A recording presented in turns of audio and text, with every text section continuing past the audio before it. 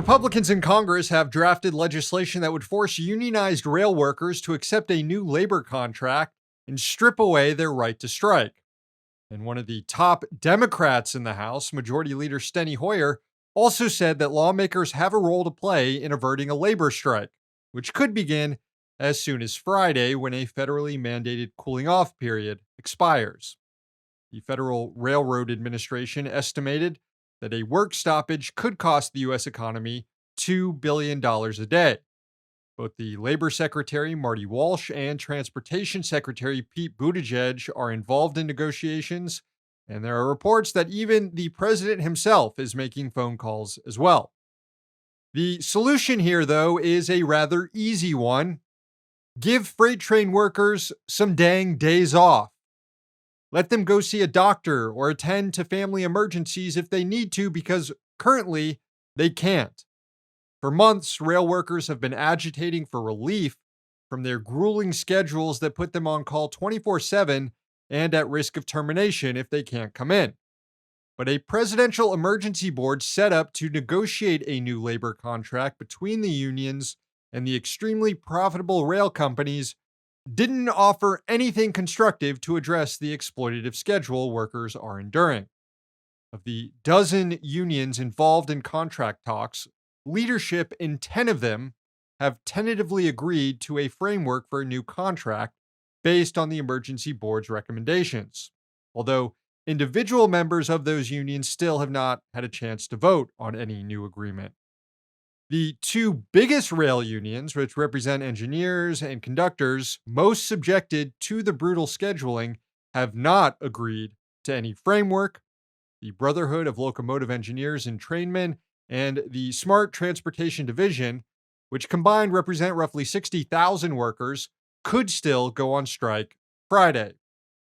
But it actually looks like the freight rail companies themselves are angling for a work stoppage by locking out workers in order to put pressure on Congress to end the labor dispute. Already, companies announced new limits on transporting sensitive cargo, and since Amtrak relies on several freight rail lines that could be impacted by companies locking out workers, it announced new reductions in passenger rail service.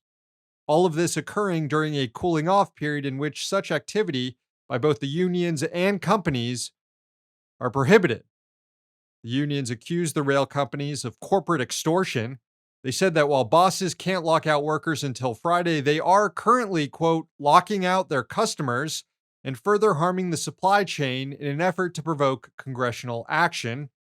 The unions added, quote, the railroads are using shippers, consumers, and the supply chain of our nation as pawns in an effort to get our unions to cave into their contract demands, knowing that our members would never accept them. Our unions will not cave into these scare tactics, and Congress must not cave into what can only be described as corporate terrorism. Turning now from what could be the biggest strike in the country to what is the biggest strike currently in the U.S., 15,000 nurses in Minnesota who started a 3-day picket on Monday. It's actually the largest private nurses strike in U.S. history. The work stoppage is intended to send a message to hospitals to negotiate a fair contract with nurses who have been working without one for months. They are seeking higher wages, but the primary reason for the strike is for nurses to have more control over their staffing levels. Currently, hospitals are overworking nurses and maintaining dangerous staff-to-patient ratios. The union wants a panel established that would include nurses who know best the care that patients need, who would set work schedules and staffing ratios. Here was Mary Turner, the president of the Minnesota Nurses Association, speaking during a press conference on Monday. Here is a sentence that we want to have in our contract. If you want to change the staffing on a floor, you have got to get 51% of your nurses to agree to it. They don't want that. Their response back is, never will we let the nurses control the staffing grids. Never will we let the nurses have a say in our staffing on our floor. Well, that means they're telling us that we will not be allowed to do the job the way we are trained to do, and that is using our assessment skills and our knowledge and our know-how to keep the patients safe. So, guys, this is a fight for our very profession.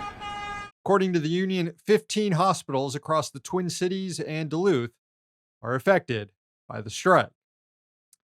An update now on the second biggest strike happening in the country. It involves teachers in Seattle. 6,000 members of the Seattle Education Association have been on strike since Wednesday, delaying the start of the new school year while they fight for a fair contract that includes better pay, benefits, and classroom sizes. But just before midnight on Monday, the union announced a tentative agreement with the school district to end the labor dispute. Details of the new contract are expected to be released later this afternoon. Hey, thanks for watching. Hit the subscribe button so you don't miss any of our new videos. Also, if you want to see Means Morning News in its complete form, not just the clips we post here, head on over to Means TV and get access to all our new episodes and our entire backlog, plus tons of other great movies and original TV shows.